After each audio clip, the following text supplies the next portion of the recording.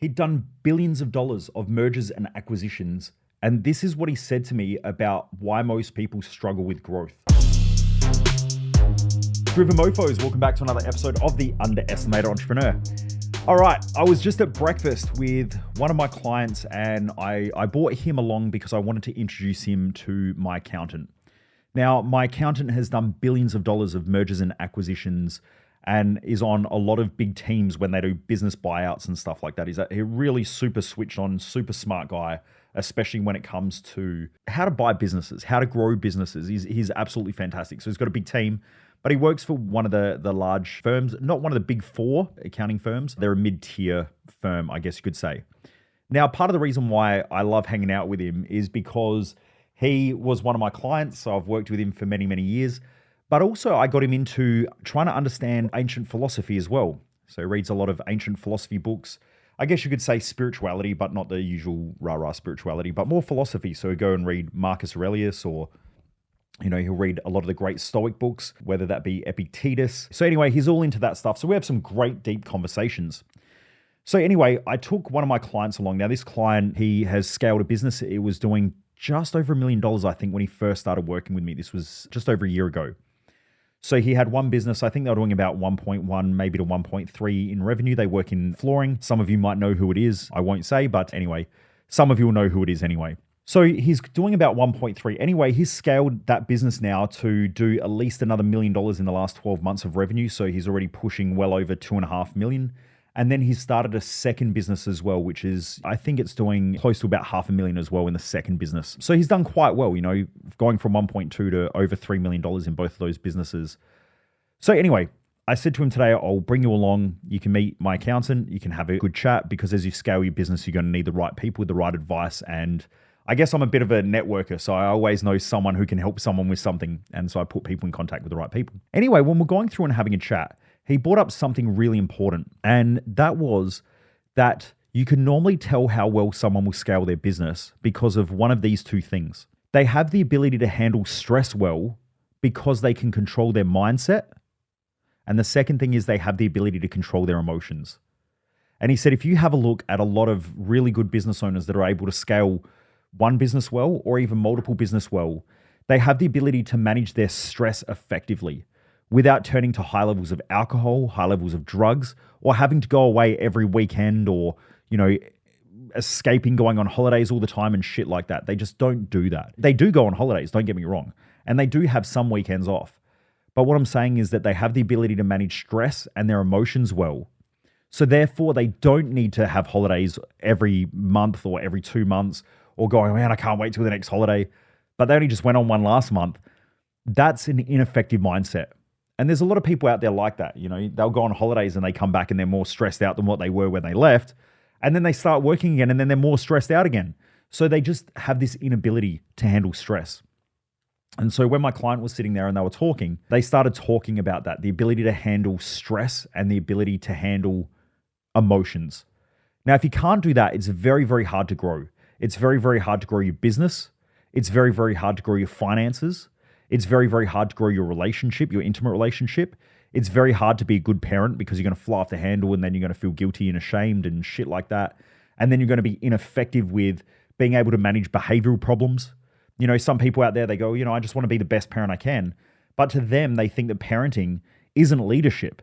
What they think it is they think it's being nice. If you think that being nice to your child is an intelligent way of raising a person into adulthood, it's not the best. It's not an intelligent way. If you look at the data and statistics, a person who has to handle their own adversities tends to grow the most. They tend to be effective. They tend to be efficient. They tend to be able to cope on their own. Over-supportive millennials or Gen Zs that are now entering the marketplace, they're all fucking freaking out because they can't handle a standard workday. They can't handle 8 hours. They can't handle a 5-day work week. They can't handle overtime. They can't handle the fact that they might have to save money in order to buy a house. They just can't handle pressure. And it reminds me of a great quote that my good friend and mentor, Dr. John Demartini, said. And that is that maximum growth happens at the borderline of challenge and support. Now, any good leader has to challenge people around them. They have to challenge for growth. They have to create adversity for them. But they also have to be there to support them through that adversity without taking over.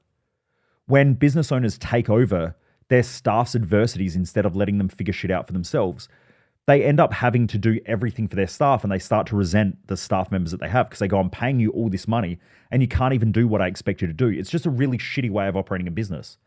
I know this because I used to do it, right? I used to do it when I didn't know any better. That's why I've had to learn so much when it comes to leadership. You've got to create the adversities. These are the goals that we have. Team, how are we going to do it? Right, put your heads together. Let's figure this out. And then you challenge each other. You challenge each other's thoughts. You challenge each other's ideas. And then the goal challenges you to keep pushing harder. So you might have to get more out of yourself physically. You might have to get more out of yourself mentally. You might have to get more out of yourself emotionally. You might have to figure out how to use resources better. These are all the things that build highly competent people. Now, if you're just an over-supportive person, you're a shit leader and you're a shit manager. And there is a lot of studies that show that parents who over-support their kids, they have kids that they have great friendships with, but those kids can be out of control. They have an inability to take on adversity. The parents essentially have to parent them their whole life. You know, I saw this in my own family where my grandmother over-supported one of my uncles. And when she passed away, he was in his 50s and had never not lived at home. So he was 53 or 54 and still lived at home with my grandparents or my grandmother. And he used to just get home, you know, he'd go and have a shower, he'd just leave his clothes on the floor, and my grandmother would come and pick up after him. 5 o'clock in the morning, she would get out of bed, go make lunch for him. She loved it because it gave her a purpose. You know, her purpose in life was to be a mother. Now, she created the over-nurtured and over-supported son because that gave her purpose in life instead of finding a different one after the kids grew up.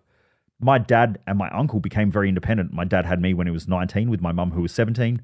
So they moved out immediately. Like when they fell pregnant, they moved out. Dad got 2 jobs. He started working hard. Then they built their first house and so on. So that adversity created a challenge for my dad to grow. Whereas my uncle didn't have that adversity. He had business adversity, but he didn't have any other adversity in life because my grandmother took it all away. But it created a codependent relationship. That codependent relationship where my grandmother passed away, my uncle could hardly survive. So my grandmother had set up a relationship and environment where he couldn't handle stress, he couldn't handle pressure, he couldn't handle challenges, he couldn't handle adversity because he just wasn't used to having it. Like he didn't have to get home from work and cook. He didn't have to clean. He didn't have to scrub the toilets. He didn't have to mow the lawns. He didn't have to do anything because it was all done for him. That's what my grandmother did. So what my point is that to be a great leader, we have to challenge people around us. We have to push people to grow. But in order to do that, we also need to then help them regulate their emotions, and we also have to talk them through some of their mental challenges. We can't take it away from them because if we can deal with the mental challenges and they can't, they're always going to be reliant on us through stress and pressure. Now, some of you have done this with your businesses. If your staff are always coming to you asking questions, you've built a codependent relationship. And I know as a business owner, you like solving problems more than you do building leaders in your team. You like to be the top dog instead of building top dogs. You like to be the leader instead of building leaders. And that's why your business won't scale. If you're a parent and your kids always rely upon you, that's because you're the leader and you like being seen as a leader, not creating great leaders. So that can be a huge challenge and it can be quite confronting for parents. Some parents fucking hate that I say that, but I don't really care. What I want is I want people to perform at their best in life. And you can't do that when you have a codependent, symbiotic relationship where you highly rely upon someone because they have essentially given you everything that you need to survive. And anytime there's challenge and adversity, you take it away from them and then you deal with it. It's like putting an animal in captivity and feeding it every day. They can't fucking hunt for themselves. That's what happens when you build codependent relationships with your staff members. It's the same thing that happens when you build codependent relationships with your children. And they've never had to go out and hunt. Nature gives us clues, right? It's right in front of us. If you have a look at how all other animals grow up, they teach things to their children or their offspring and then let them go and allow them to do it and allow them to make mistakes. In fact, I was watching these orcas hunt a seal. It was some David Attenborough TV show or something like that. And these orcas, these killer whales, had gone up and they were trying to push a seal off of an ice cap. And they're swimming underneath and creating this wave and trying to push the seal over the edge. And then anyway, they pushed the seal off and one of the orcas attacked the seal. And then so the seal is getting eaten. And then the next second it swims off and it gets away. And then it ends up back on another ice cap. And then the whales come back in and have another crack. Now they ended up pulling it off the ice cap again. But the first thing that happened was when the mother swam away with the seal in its mouth, it then let the seal go so that the baby orca could chase the seal and figure out how to hunt. So the mother was teaching the child how to hunt. Most parents don't allow their kids to hunt. Most staff don't allow their staff to hunt. And what I mean by that is taking on the adversities, learning through challenges, making mistakes. Now, unfortunately, this little orca let the seal go and then the seal fucking swam off again and it got away a third time. I was like, man, this is wild. So the seal ended up getting away. It had blood all over it and things like that. I don't know how long it survived for. But, it ended up climbing up onto another ice cap. And then the orcas couldn't get it because this was a big ice cap and they couldn't break it apart. But it was cool to see the mother allow the child just some space to make that mistake, to learn how to hunt, to go and figure stuff out for itself. Now, if we over support people around us, it creates a lot of pressure on us and we become resentful or we become frustrated towards the things that we've created, that environment for them to rely on us, right? So business owners do this all the time where they get frustrated at staff relying upon them, but they've never really taught them how to do anything. They've never put in the right processes in place. They haven't created the right leadership skills. So there's this huge gap that, so many business owners create amongst themselves and the staff with this knowledge gap and also with the processes and the infrastructure that staff are always going to rely upon them. But that's almost what the business owner wants unconsciously. Carl Jung, the famous psychiatrist, said that until we make the unconscious conscious, it will rule our life and we'll call it fate. So it's not that we consciously do these things, it's that we unconsciously do these things, and that's just the way that it is. And so a lot of business owners don't unconsciously set their staff up to fail, but that's what they do because first of all, they don't know any better. And second of all, they love solving problems. They love the fact that people rely upon them. They love being the top dog. They love being smarter than everyone. They love being self-righteous. They love pointing out how fucking stupid everyone else is. This is the reason why they do it. Now, why do parents set their kids up for failure? Because they're insecure. They just never work through their own insecurities. As adults, we all were children once. And anytime we have an unhealed wound, we can't see the benefit of the challenges and the adversities that we go through. So a lot of parents, because they don't do their own mental and emotional work, they see something happen to their child, which then makes them hypersensitive. And then they try to jump in there and save the child from going through that adversity because they think, I don't want my child to have to deal with the shit that I had to go through, without realizing that that's the thing that made you great. So I used to get bullied a lot at school. Now I've been on podcasts before and they've asked me the question, if you could see the people who bullied you, what would you say to them? And my response is always, thank you. My response would be thank you to the kids who bullied me because I'm extremely mentally strong. I get bullied every day on social media and I don't give a fuck. I don't care because I know that they're wounded individuals worrying more about me than their own lives. I don't really care. Now, that came because of what I went through at school. I learned how to deal with that. And so they made me strong. They created adversity for me so that I could learn. I could become mentally tough. I could get on top of my emotions. I don't think I'd be in this position now if that hadn't have happened. I also know that I realized I don't need people around me to validate me. I don't need people around me to tell me how good I'm doing, or I don't need to fit into groups. I wander between all different groups of people. I have friendship groups everywhere, from friendship groups who aren't doing much in life, right? But I still hang out with them every now and again. I'll go have dinner with them or I'll go have lunch with them, maybe once a year or twice a year. And nothing against them, right? They're still great people. I go to car shows and car meets and all different types of people come up to me. Some with money, some without money. Some are business owners, some aren't business owners. Some have kids, some don't have kids. But I will talk to anybody. And I learned how to do that because of the adversities that I had to overcome by being bullied. I'm not attached to a group of people or I need to fit in with a certain group in order to feel secure and safe. I don't need that. I just like hanging out with people. And if people treat me well, I'll treat them well. If they don't treat me well, then I don't really give a fuck. I'll just avoid them or not have to deal with them because I just don't have time or the mental capacity to do that. Now, I know that there are a lot of you out there who grew up without going through that adversity and that challenge, but maybe that's why you're still attached to the friends that you grew up with who aren't going anywhere or who have a negative impact on your life. It's not good or it's not bad. It's just that that's the way that it is because you're afraid of losing those people. Whereas I never had them, so I didn't have to worry about the fear of loss of friends. You know, people that I knew would come and go into my life all the time, so I didn't really care.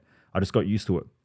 But my point is that parents have a habit of trying to save their kids from adversity that they go through. But imagine your child learning how to swim and then you jumping in the swimming pool and doing the laps. You get better and you get more effective and you get stronger, but they don't learn how to swim any better. And so now we've got a whole bunch of parents out there who don't want their kids to be bullied, who don't want their kids to go through adversity, who don't want their kids to be challenged financially.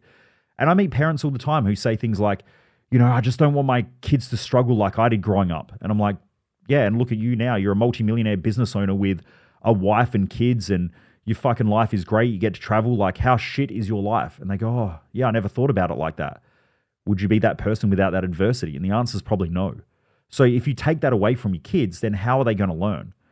So that's why you've got to do your own work and you have to heal your own wounds. Because if you don't do that, then you can take away that challenge and the need to grow, the need to better yourself, the need for your kids to become stronger. But like I said, it's not just kids. It can be your friends. It can be your family. It can be people around you. Sometimes I save Jess from going through adversities as well.